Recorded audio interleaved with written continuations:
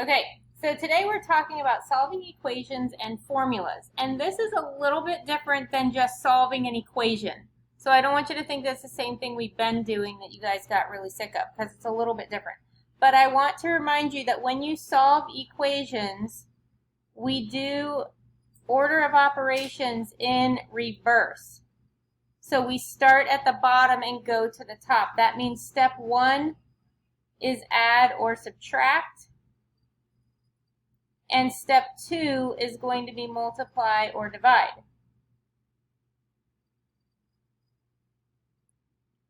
Okay, and then if you have anything after that, like if you had exponents or parentheses, then you would do those in that order, going backwards in your order of operations, okay? So today, let's look at an example of what we're going to do.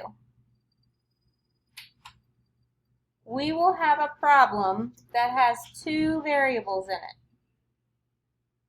And the directions will say solve for something. It'll tell you to solve for something. This one's telling us to solve for y. So I have to get this equation rearranged so that y is by itself. So what I'm going to do is move things away from y. So I see next to the y, I have a 3x. And I notice that it is a positive 3x, so I'm going to do the opposite. And I'm going to minus 3x. Whatever I do to one side of the equal sign, yes.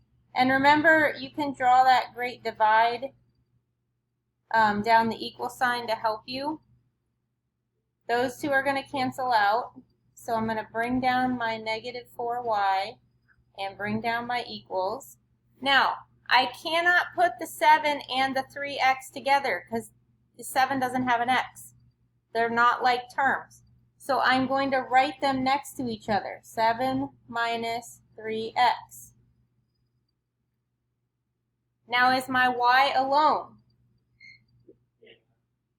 No. No. What does it have with it? Has a negative 4 with it.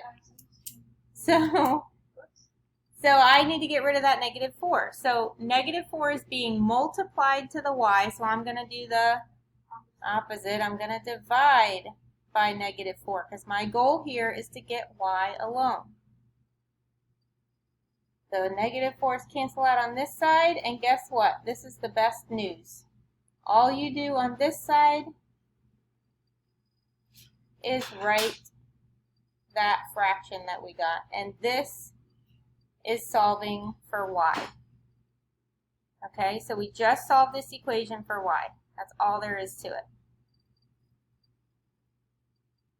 So on number 4, we have this equation, negative 3x plus b equals 6x, and it says solve for x. So I have to rearrange this equation to get x by itself. But the good news is x is already almost alone in this one, okay? Kayla, are you with me? Okay, so what should I do to get x totally alone on this one? Oh, yeah, there are two x's, which I didn't even see. Good job, Elizabeth. Elizabeth gets the Starbucks award today. So let's first move this 3x over with the other 6x. It was negative, so I'm going to add it, which is the opposite. All right. Now, what do I do to get that x alone?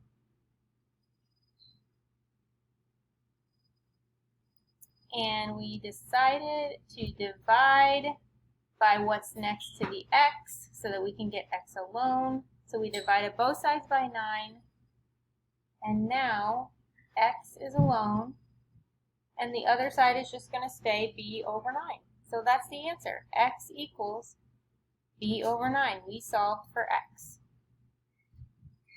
Okay, so number 7 says y plus a over 3 equals c. Solve for y. Now y is completely locked up over there on the other side. So we have to do several steps before we can get y by itself. So the first thing I'm going to do, remember when there's something on top of the fraction, that has a plus or a minus sign. It's almost like it's in parentheses. So we're going to deal with that part last. So first I have to get rid of that 3 on the bottom. Fraction means what? Divide. So I'm going to do, which is multiply. So I'm going to multiply by what's on the bottom of that fraction. Whatever I do to one side. Good. So the 3's cancel out. I just have y plus a over here. And what is c times 3?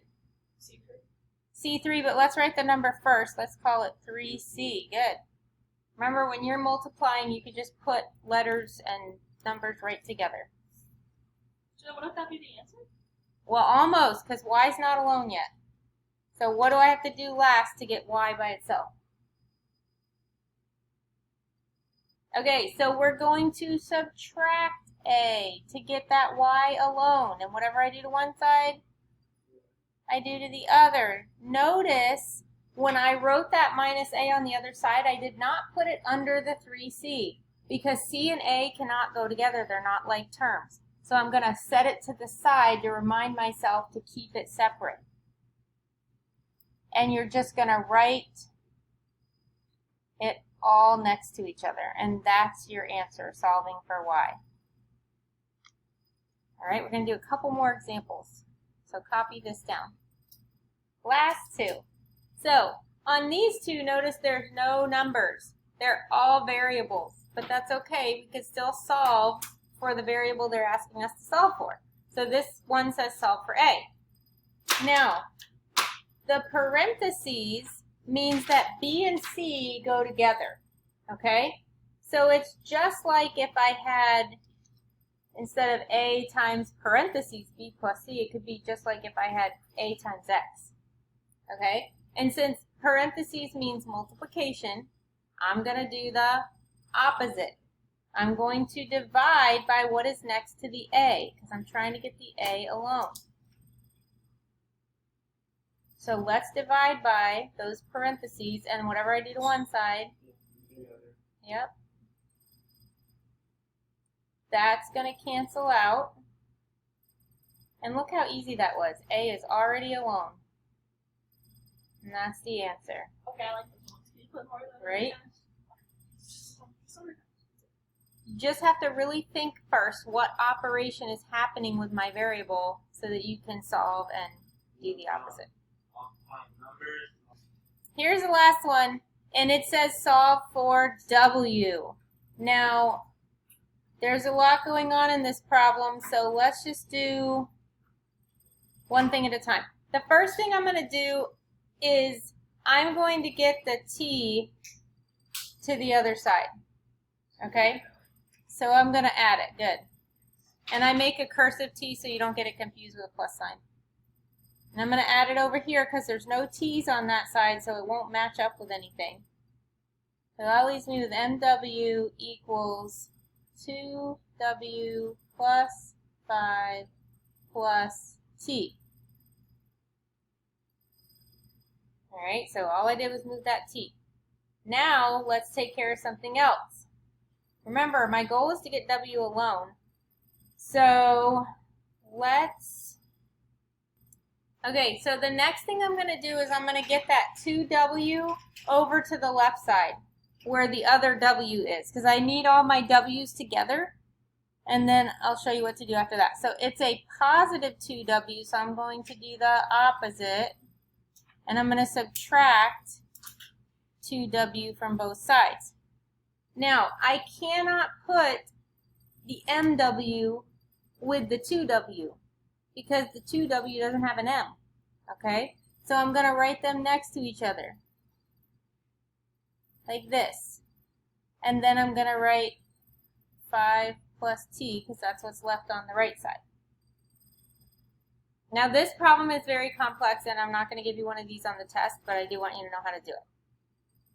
What I'm going to do now is like the reverse of the distributive property. So I'm going to look at the left side. Do you see something in both of those terms that I could take out? A W. Both of these terms have a W, right? So I'm going to take a W out, and what's left? If I take W out of this, I just have an M left. And if I take W out of this one, I just have minus 2 left.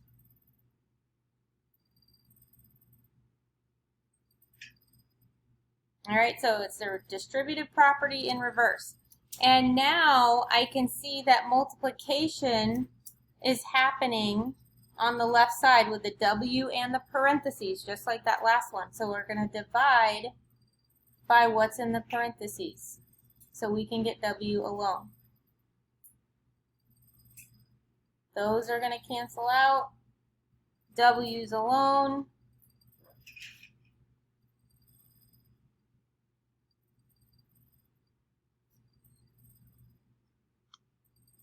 There we go.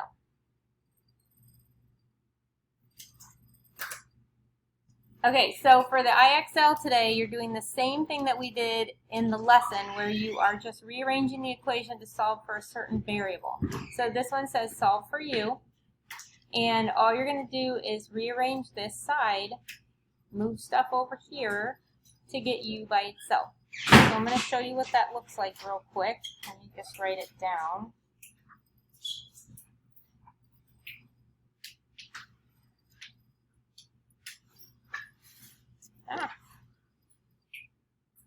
Okay, so here's the problem, and they want us to solve for u. So I see that W and V are being multiplied by u, so I'm just going to do the opposite and divide by both W and V at the same time and the negative, so I can get them over to the other side. So that would cancel those two out, and that would cancel those out, and the negatives would cancel out. But whatever I do to one side, I have to do to the other. So now on this side, u's alone, and on this side,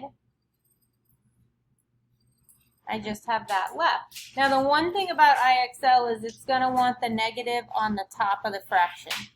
So if you end up with the negative in the bottom of the fraction, just move it up to the top. All right? Or even in front of the fraction. So let's write that x over WV. So negative x over WV. All right? So on this one, you're just subtracting to get something alone. And it says solve for t, so let's do that real quick. And if I'm solving for t, that means I've got to get rid of s and u. So first I'll move s over.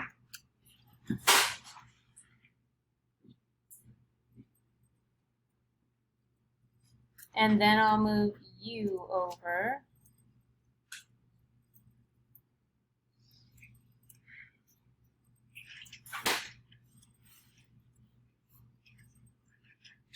All right, so that's my answer. Let's see if it's right. T equals negative u plus v minus s. Yay, I got it right. Okay, so that's what you're doing. You're just rearranging it to get the variable alone that they tell you to get alone. Okay, email me if you have any questions.